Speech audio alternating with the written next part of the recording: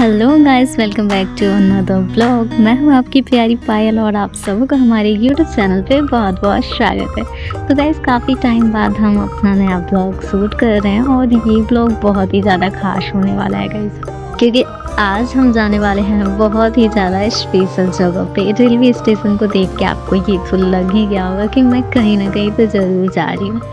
तो मैं इतना स्पेशल जगह पे जा रही हूँ गाइस, क्योंकि मैंने पूरी जीवन में उतना अच्छा प्लेस कभी भी फील नहीं किया, ना तो कभी मैं वैसे जगह पे गई हूँ।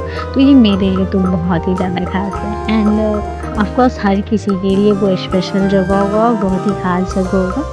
तो आइए देखते हैं हमारे आगे का। तो गैस, टाइटल में तो आपने देख लिया होगा कि मैं कहाँ पे जा रही हूँ, वो तो वहाँ पे आपको दिख ही गया होगा। तो मैं ज़्यादा टाइम वेस्ट ना करते हुए मैं आपको बता दे रही हूँ बहुत ही खुशी के साथ कि आज हम जा रहे हैं उज्जैन महाकाल के दर्शन के लिए, जो कि 12 ज्योतिर्लिंग में से एक माना जाता है और ये तीसरे नंबर स्थान पे ये ज्योतिर्लिंग आती है। तो हम बहुत खुशनसीब है कि महाकाल के दर्शन के लिए हम जा रहे हैं और हमें महाकाल जी के दर्शन हुए उसके लिए। और यहाँ पे एक शक्तिपीठ भी है जो कि हरसिद्धि माता के नाम से जानी जाती है, तो हम वहाँ उनके भी दर्शन करेंगे। एंड गाइस, मैं पहुँच चुकी हूँ उज्जैन स्टेशन पे, यानी कि महाकाल के स्थान पे। इनफैक्ट जब हम आते जाते हैं घर पे तो रास्ते में ये स्टेशन आता है, बट ये फर्स्ट टाइम है कि हमारा सौभाग्य हमें प्राप्त हुआ कि महाकाल के दर्शन के लिए मैं आ पाई। एंड गाइस, मैं पहली बार आई हूँ तो मुझे कुछ आइडिया नहीं है कि यहाँ से बस जाती है या फिर ऑटो जाता है और कितने पैसे लगते हैं या क्या सारी चीज़ें। तो आगे चलिए हम आपको बताते हैं। तो आगे जैसे ही स्टेशन के बाहर आप निकलिएगा तो बहुत सारी गाड़ियाँ होती है और उसमें वो क्या काम करते हैं, जैसे कस्टमर से अगर जितने भी पैसे उनसे हो पाए वो ले लेते हैं, तो वहाँ पे थोड़ा सावधानी रहनी रहती है। एंड देन अभी अमाउंट मुझे एग्जैक्ट याद नहीं है क्योंकि काफ़ी टाइम बाद मैं एडिट कर रही हूँ, बीच में टाइम नहीं मिलने की वजह से। तो हम फिर से यहाँ से ऑटो लेते हैं एंड स्टेशन के सामने से ही हम ऑटो लेके निकल चुके हैं सिप्रा नदी के लिए, जो कि मध्य प्रदेश में महाकाल के पास में पड़ती है सिप्रा नदी। तो अभी हम वहाँ पे स्नान करेंगे, देन हम महाकाल के दर्शन के लिए जाएंगे एंड जो भी पूजा हो पाएगा या जो भी हो पाएगा वो हम करेंगे।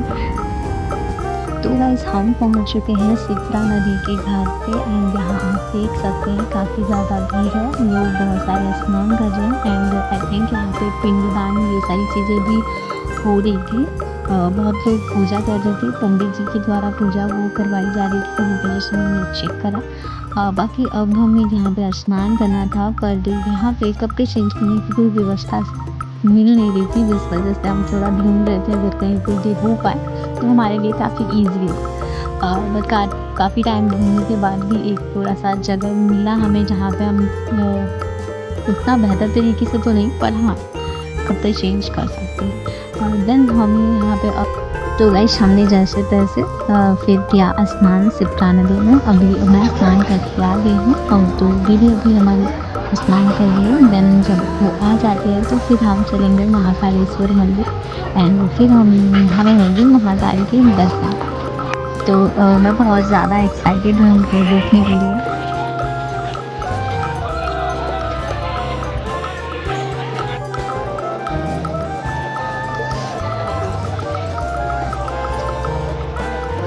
तो गाइस, अब हम पहुंच चुके हैं मंदिर, जो कि पहला मंदिर हरसिद्धि माता की ही रहती है, शक्तिपीठ की मानी जाती है। यहाँ पे सती जी की कुंडली गिरी थी, तो यहाँ पे इस मंदिर का निर्माण हुआ था एंड यहाँ पे शिवलिंग एंड बहुत सारे भगवान हैं जहाँ पे आप पूजा कर सकते हो, वो अलाउ रहता है। क्योंकि महाकाल के यहाँ पे जल नहीं चढ़ा सकता तो आप यहाँ पे जल चढ़ा सकते हैं। मंदिर के बाहर ही आपको फ्लावर्स एंड माता पे चढ़ाने के लिए टोकरी मिल जाएगी और जल भी मिल जाएगा बाहर ही, तो आप वो चढ़ा सकते हैं। एंड यहाँ पे मोबाइल अलाउ नहीं था तो थोड़ा सा मुश्किल से मैंने एक क्लिक किया है माता का। तो गाइस, हरसिद्धि माता की तो दर्शन हो गए एंड पूजा भी हो गया। देन अभी हम चलेंगे महाकालेश्वर मंदिर, जो कि यहाँ से काफ़ी पास में ही है, तो यहाँ से पैदल आप जा सकते हो महाकालेश्वर मंदिर। एंड अभी हम मंदिर के जस्ट सामने ही हैं, तो वहाँ पे सामान ले जाना अलाउ नहीं होता है, इसलिए बाहर हमें कहीं व्यवस्था करना रहता है वो सारी चीज़ें रखने के लिए। एंड फ़ोन और वॉच, स्मार्ट वॉच, ये सारी चीज़ें भी अंदर नहीं ले जा सकते, तो उसे बाहर आप इजीली जमा कर सकते हैं। अगर थोड़ा सा भीड़ होता है तो थोड़ा समय लगता है। एंड सबसे इम्पॉर्टेंट बात, आपको कैश पेमेंट प्रसाद के लिए रखना बहुत ज़्यादा ज़रूरी है, क्योंकि यहाँ पे जो प्रसाद मिलता है वो कैश पेमेंट से ही मिलता है। ऑनलाइन पे करके आप प्रसाद नहीं ले सकते हैं। एंड अभी तक मैं जितने भी मंदिर गई हूँ यही इशू देखने को मिला है, तो प्लीज़ अपने पास कैश रखें, ये बहुत ज़्यादा इंपॉर्टेंट है। एंड गाइस अभी मैं आ चुकी हूँ महाकालेश्वर जी के दर्शन करके। एंड अभी हम जाएंगे काल भैरव मंदिर घूमने, क्योंकि माना जाता है कि महाकालेश्वर जी के दर्शन के बाद हमें काल भैरव जी के दर्शन करना बहुत ही ज़्यादा इम्पॉर्टेंट है।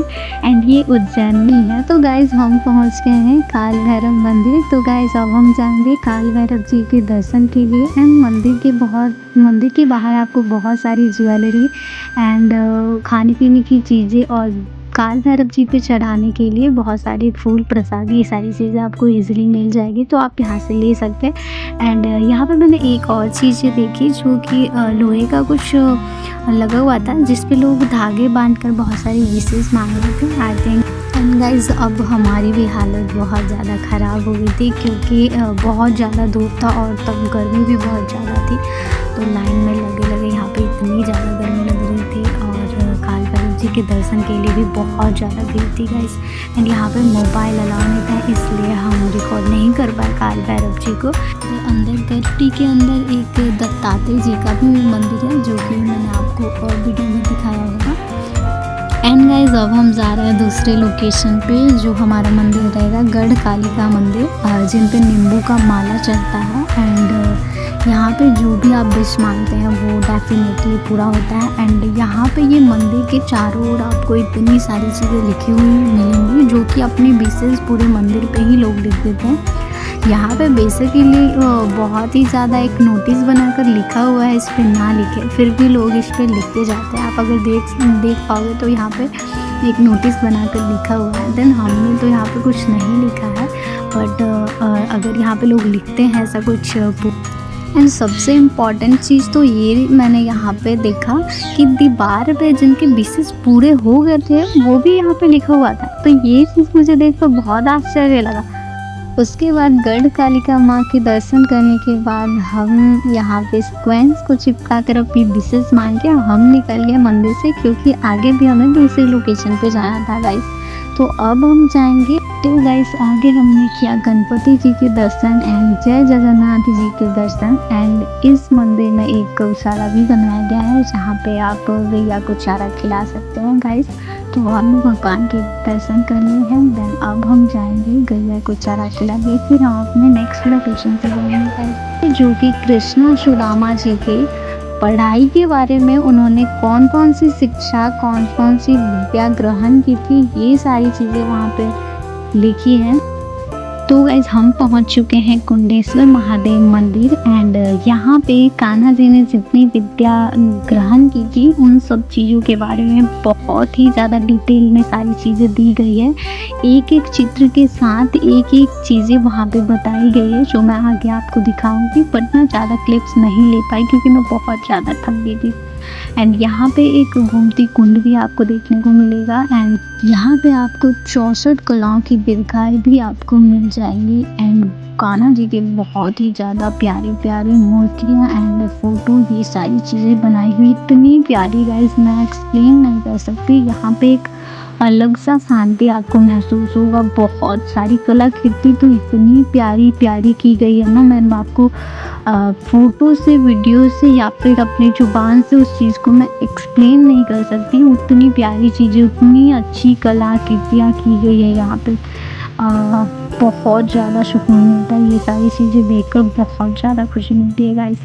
एंड और अगर आप यहाँ देखो तो जो कान्हा जी ने विद्या ग्रहण की थी उसकी चीज़ों के बारे में जो यहाँ पे डिटेल्स में लिखा गया और चित्र बनाया गया है, वो भी कोई अभी जैसे टाइल्स का या किसी चीज़ का, ईंट का, ये सारी चीज़ें मंदिर बनी होती है वो ही नहीं है। ये बिल्कुल डिफरेंट है। यहाँ का जो ये सारी चीज़ें बनाई गई है वो पूरा बम्बू का है, मतलब कि बांस की लकड़ी का बना हुआ है। और जो धागा है, जो रस्सी लगाई गई है वो नारियल का है। और ये गोबर या कोई मिट्टी लग रहा है जिससे ये पूरा तैयार किया गया है गाइस। ये कुछ अलग ही डिफरेंट आपको यहाँ पे देखने को मिलेगा, जो बहुत ही ज़्यादा प्यारा लगता है। हो सकता है मैंने ये पहली बार देखा इसलिए मुझे थोड़ा अलग लगा हो सकता है कान्हा जी की ये सारी चीज़ें ऐसी ही तरह से बना के दिखाई जाती होंगी। एंड लास्ट हमारा जो लोकेशन था वो एक मंगल मंदिर है, मंगल ग्रह का। यहाँ से माना जाता है कर्क जो रेखा है वो यहीं से निकलती है। गाइस हम अपने ब्लॉग को करते हैं यहीं पे एंड, तो तब तक के लिए हमारे ब्लॉग को प्लीज़ लाइक कीजिएगा एंड कमेंट कीजिएगा और ढेर सारा शेयर कीजिएगा और ढेर सारा